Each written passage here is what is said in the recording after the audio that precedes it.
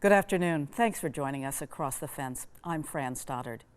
With Vermont schools now closed for the remainder of the academic year, UVM Extension 4-H is offering free online programs for students across the state.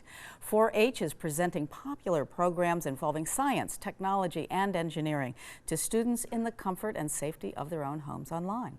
Across the fence's Keith Silva spoke with the 4-H teen and leadership specialist about what's available for free. We normally have our teen science cafes in person, and obviously with social distancing we can no longer do that at the moment.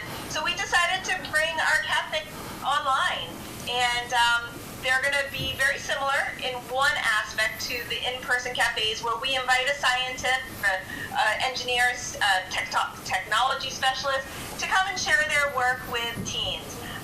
The only aspect we're not bringing into the virtual world is the ability to do a cool hands-on activity. So our presenters will talk about their work, talk about their research, give our teens a sense of all different science pathways that they could embark on, and hopefully really spark some interest in the teens who are passionate about science. Lauren, why are you guys doing this? Oh, like everyone, we are just trying to figure out how to reach our young people, those of us that work in the youth development world.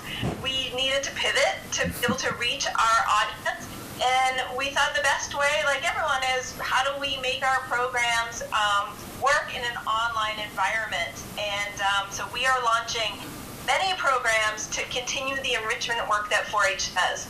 In addition to the virtual science cafes, we are also doing what we're calling distant learning socials, bringing the 4-H model of gathering our young people, giving them some knowledge, having them go do an experiential learning activity, and then come back together a few days later to share what they learned, what they did. We are also launching what we're calling teen time, QuaranTeen time, where we are partnering with an outreach counselor from BSAC to help our high school population think about being college and career ready. So how to do a college search, pathways up going to college, and then how to pay for whichever path you get on.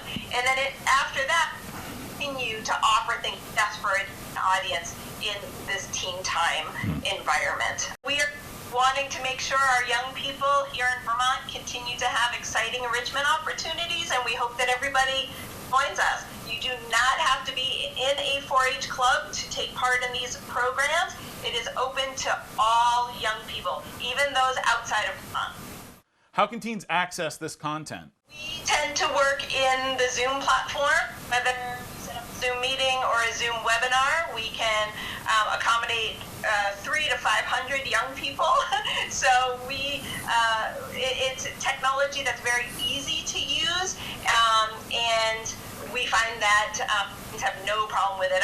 Even before this, I've hosted most of my teen leadership meetings. I have different teen boards, and I've been using with my teens for a couple of years at this point. How often are these events going to occur? What's 4-H planning?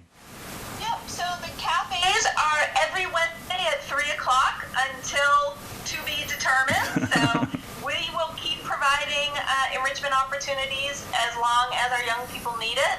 The distant learning socials are every Monday at 3 o'clock, and the teen time is Tuesdays at 3 o'clock. Do you see a theme there? 3 o'clock. 4-H is at 3 o'clock. I will say the distant learning socials start on Monday. The gathering back together to share about the projects they did are Thursdays at 3 o'clock. Okay. So pretty easy to remember. 3 o'clock is 4-H time. All of the online 4-H enrichment programs are free and open to students of all ages. Registration is required. Go to the UVM Extension website on the screen or visit Vermont 4-H on Facebook, where you'll find links to these programs. Once you've registered, you'll receive information on how to access the program. Scientists have been studying the impact of plastic pollution in oceans since the late 60s. That research has expanded to freshwater. What scientists are searching for isn't much bigger than a sesame seed. Unfortunately, even at that small size, microplastics are easy to find. Here's Rebecca Gollin. There's a mystery in Lake Champlain. Is it a film? Is it a bead? Is it a fiber, fragment, foam? It is tiny pieces of plastic that researchers started noticing in the early 2000s, first in ocean waters and later in the Great Lakes and Lake Champlain. These particles are less than 5 millimeters in size. That's smaller than a pencil eraser. The first project, and probably the longest running, was the wastewater treatment plant processing. So Danielle we've been Garneau doing this is a in professor Plattsburgh of probably the environmental longest, science and then we at added SUNY on Plattsburgh. St. Albans. She's leading a study investigating the distribution of the plastic particles, or microplastics, around the lake, both in the water and also in the animals who live here. We've got invertebrates, macroinvertebrates. We've got 14 species of fish, and our top predator would be the cormorants. And so these are all the lake species we worked with, about 19 species, 14 species specifically are fish. The research started several years ago, testing water that was treated at the local wastewater treatment facility. We started doing wastewater treatment plant surveys at the Plattsburgh City plant. We basically will go out with a 355 micron sieve, and we'll place it under a hose that's pulling water from the last portion of processing at a plant right before it goes out into the lake. The study recently expanded from Plattsburgh to include wastewater treatment plants in Burlington and St. Albans, with Garneau's team taking samples weekly at each location, as well as several sites within the lake. As you can see from these pie charts, we're getting a lot of fragments. That's in orange here. And this is 2015 and 16 samples. One concern is that accumulation of the microplastics in larger fish and predators will have a negative impact on their health. A lot of these plastics have plasticizers and other additional additives, the BPA, and so on. And those things, are they leaching out into the other tissues, making it through the bloodstream, and impacting neurologically? And again, early findings in many organisms are showing some signs that these aren't necessarily a healthy thing for these organisms. Another piece of the puzzle is determining exactly what kind of plastic each tiny particle came from in the first place. There's so many thousands of kinds of plastics that are out there, different polymers, different types of plastics. Mm-hmm. Yeah, so the meander is really that S shape that rivers are going to create. Chris Stepanuck is a professor and researcher at the University of Vermont. She's part of the Lake Champlain Sea Grant, which is funding Garneau's research on microplastics. What Danielle is finding is that the dominant kind of plastics or microplastics in the lake are fibers. So those are coming from textiles, maybe like our fleece jackets, or from ropes or other plastic materials that are used in the lake or fishing or something like that. And then we also know that she's looking at wastewater treatment plant outfalls, and that these microplastics are making their way through the wastewater treatment plants and out into the lake. Garneau's team is also going back to older lake water samples to figure out exactly when the different microplastics started showing up. Knowing the time frame will help them identify where some of the particles are coming from. One source researchers have pinpointed is washing machines.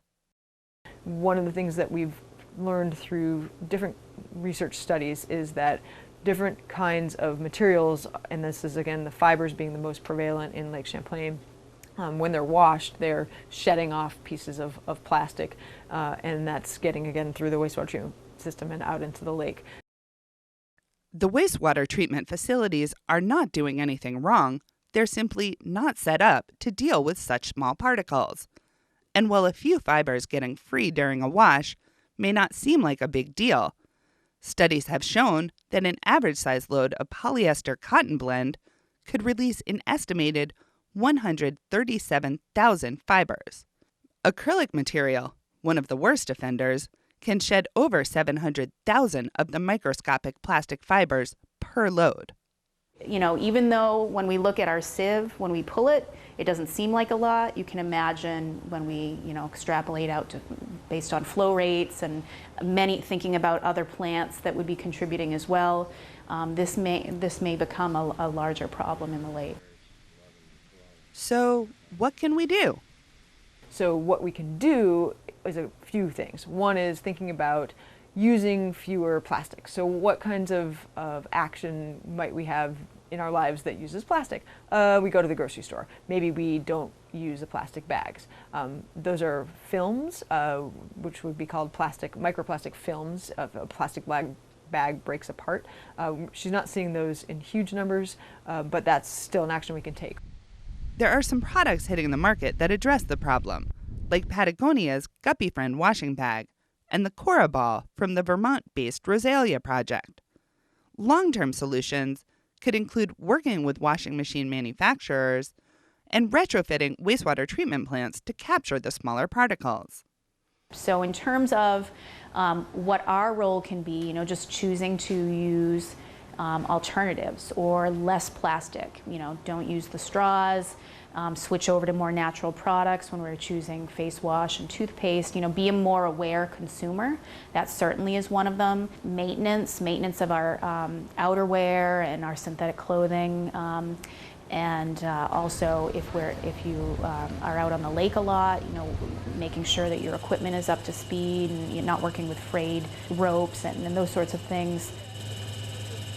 Solving a mystery and rethinking our relationship with the plastic we use and wear. Can we win the war on microplastics? It's going to be challenging. These researchers are up for the challenge and on the case. In Burlington, I'm Rebecca Gullen with Across the Fence. Thank you, Rebecca. And once again, thank you for joining us Across the Fence. I'm Fran Stoddard.